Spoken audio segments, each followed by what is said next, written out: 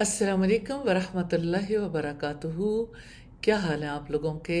اللہ سبحانہ و تعالیٰ آپ کو اپنی خیر و برکت میں، عافیت، سلامتی اور رحمتوں میں رکھے، آمین ثم آمین۔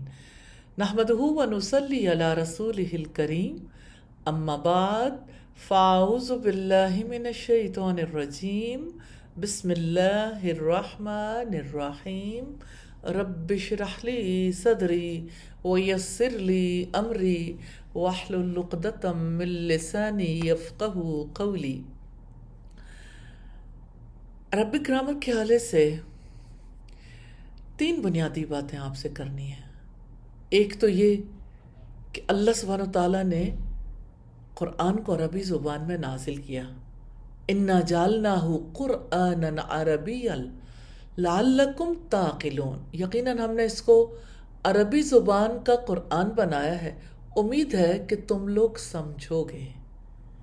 اور دوسری بات یہ کہ رسول اللہ نے فرمایا، خیرکم من تعلم القرآن وعلمہ، تم میں سب سے بہتر وہ ہے جو قرآن سیکھے اور سکھائے، یعنی قرآن عربی میں ہے اور قرآن کو سیکھنے سکھانے والا بہترین ہے۔ اور سیدنا عمر نے فرمایا، تعلم العربیۃ فإنہا من دینکم، عربی زبان سیکھو اس لیے کہ تمہارے دین کا حصہ ہے۔ تو عربی زبان آسان ہے، وَلَقَدْ يَسَّرْنَا الْقُرْآنَ لِلذِّكْرِ، بلا شبہ یقیناً ہم نے قرآن کو نصیحت کے لیے آسان کر دیا ہے۔ فَهَلْ مِن مُدَّكِرٍ، تو کیا ہے کوئی نصیحت قبول کرنے والا؟ تو نصیحت کی زبان عربی ہے، نصیحت بھی آسان، عربی بھی آسان۔ اور عربی زبان میں بنیادی حیثیت حروف تہجی کو حاصل ہے، اور عربی کی حروف تہجی کی تعداد 28 ہے۔ ہماری زبان کی طرح کئی حروف نہیں آئیں گے، مثلا پا نہیں آئے گا، یعنی پے نہیں آئے گی، ٹے نہیں آئے گی، پھر چے نہیں آئے گی، پھر ڈال نہیں آئے گا، اڑے نہیں آئے گی، یوئے نہیں آئے گی، اسی طرح سے گاف نہیں آئے گا،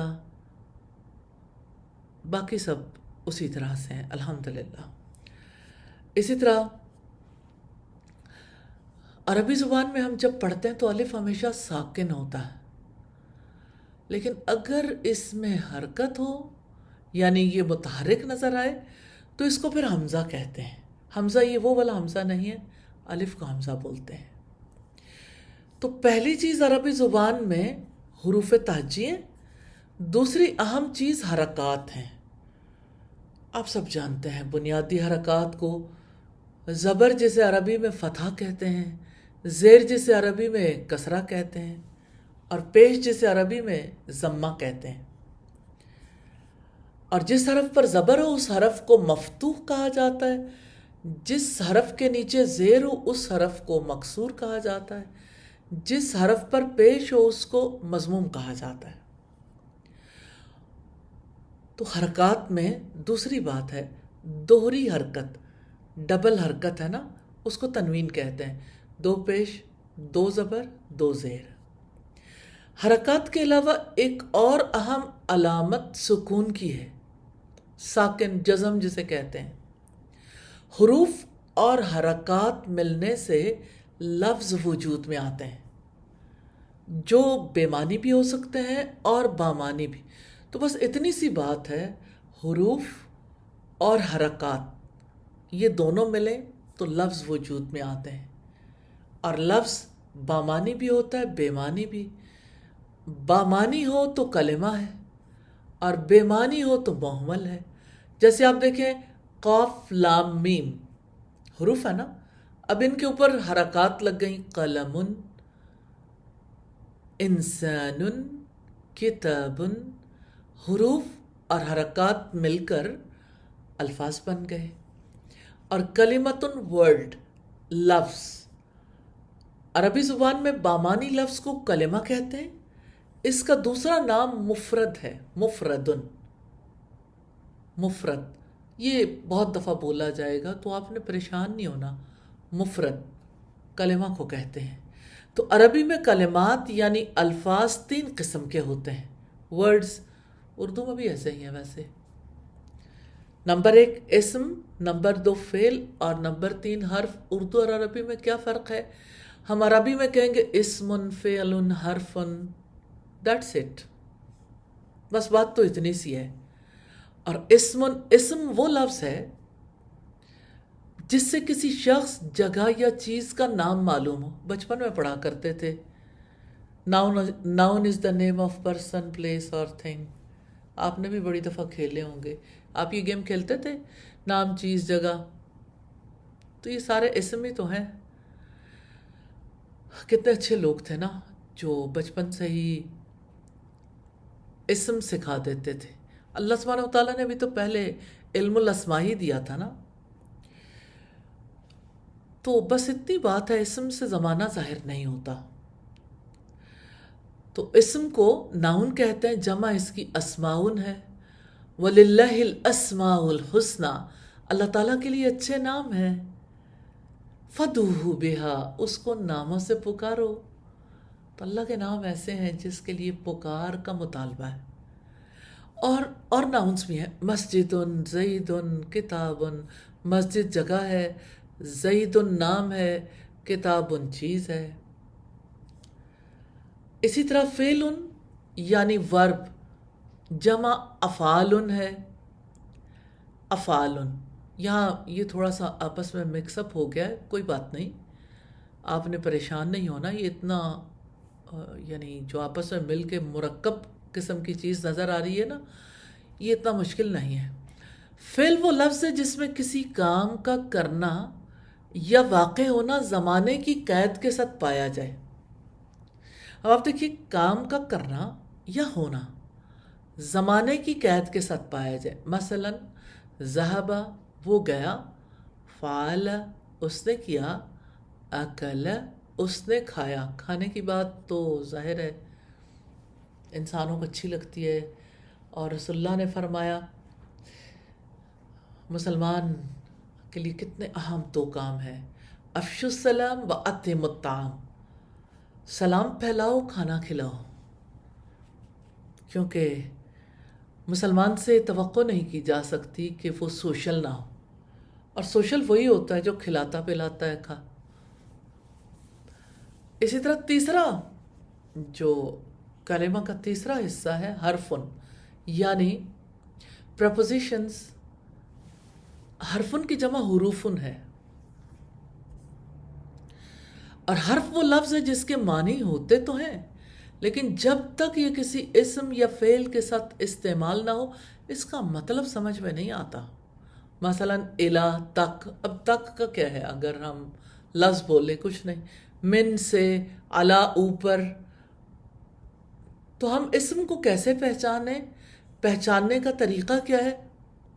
اسم پر لام تعریف الف لام آ سکتا ہے، جیسے الحمد، حمد، الکتاب، کتاب کو الکتاب، یہ لام تعریف ہے نا، جو یہ اس لیے کہ یہ لام معرفہ بنانے کے لیے۔ الرسول، العزیز وغیرہ، جبکہ فعل پر کبھی الف لام نہیں آ سکتا، کبھی بھی نہیں آ سکتا، جو جی چاہے کر لیں۔ اور یہ اصول ہم نے تھوڑی بنانے ہیں، یہ تو اہل زبان نے بنا دیے۔ اور دوسرا، اب آپ دیکھیے اسم کو پہچان رہے ہیں آپ، لام تعریف الف لام آ سکتا ہے، اسم پر تنوین آ سکتی ہے، جیسے کتابن، کتابن، کتابن، مسلمات، مسلماتن، جبکہ فعل پر کبھی تنوین نہیں آتی۔ تیسرے، اسم کے آخر میں واو نون اور یا نون آ سکتا ہے، الف نون آ سکتا ہے۔ اسم کے آخر میں واو نون اور یا نون آ سکتا ہے، جیسے مؤمنون، مسلمون، عابدین، ساجدین، قانتین وغیرہ وغیرہ۔ اور فعل پر بھی اسی طرح آ سکتا ہے، جیسے یعملون، تعملون، تعلمین۔ یہ والی بات ذرا تھوڑا سا دھیان کرنے کی ہے۔ مومن ایمان لانے والے کو کہتے ہیں، عابد عبادت کرنے والے کو۔ یعملون اسم نہیں ہے، وہ عمل کرتے ہیں، کام کا کرنا ہے نا۔ تو یہ جو واو نون اور یا نون ہے نا، یہ دونوں طرف ہی آتے ہیں۔ لیکن اسم کے آخر میں یہ آ سکتے ہیں. اور چوتھا اسم جمع مؤنث سالم کے آخر میں آتن یا آتن آتا ہے، جیسا کہ مومنات، مسلمات. ختم. اتنی سادہ سی باتیں ہیں. 4 باتیں یاد رہیں گی. 2 تو خاص ہیں. لام تعریف آ سکتا ہے، الف لام، آخر میں تنوین آ سکتی ہے، اور واو نون یا نون آ سکتا ہے اسم میں بھی فعل میں بھی، اور جمع مؤنث سالم کے آخر میں آتن یا آتن آتا ہے. اور فعل کو پہچاننے کا طریقہ کیا ہے؟ فعل الف حمزہ سے شروع ہو سکتا ہے، جیسے انظر، اذبح، اقتل، انصر، اضرب، افتح، اکرم، اسما وغیرہ. حمزہ سے اسم بھی شروع ہو سکتا ہے، جیسے اکبر، اکثر، احمر وغیرہ. لیکن فعل جو ہے وہ الف یا حمزہ سے شروع ہو سکتا ہے. پھر فعل تا سے شروع ہو سکتا ہے، تفعل، تعلم، تذکر، تعلمون، تشعرون، تستہزئون، تعبدون، تسجدین، تفعلن، تحفظن وغیرہ وغیرہ. اور فعل نون سے شروع ہو سکتا ہے، نفعل، ننزل، نشرح، نؤمن، نتوکل، نزید وغیرہ وغیرہ. اور 7ویں بات ہے، فعل یا سے شروع ہو سکتا ہے، جیسے یفعلون، یعلمون، یعملون، یفترون، یأخذ، یأکل، یذهب، یضربن، ینصرن وغیرہ وغیرہ. اور اسم بھی یا سے شروع ہو سکتا ہے، لیکن وہ روٹین میں اس طرح نہیں آتا، جیسے یاسرن.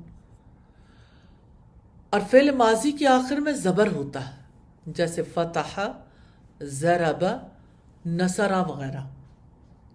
تو فعل ماضی کے آخر میں زبر ہوتا ہے، اور فعل مضارع صحیح کے آخر میں زبر، پیش اور جزم ہو سکتا ہے.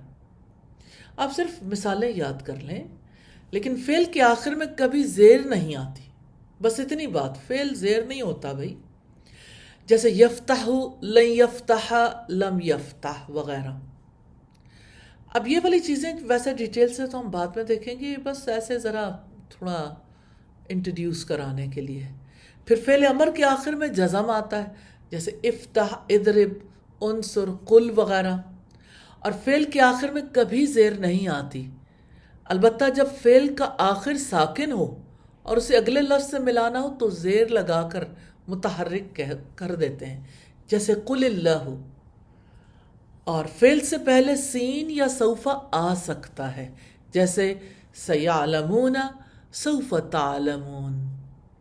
اور اسم کے بارے میں 4 باتوں کا علم ضروری ہے، بس یہ والی باتیں یاد رکھنی ہیں. اس کے بغیر نہ وہ اسم سمجھ میں آ سکتا ہے، نہ اس کو جملے میں استعمال کیا جا سکتا ہے.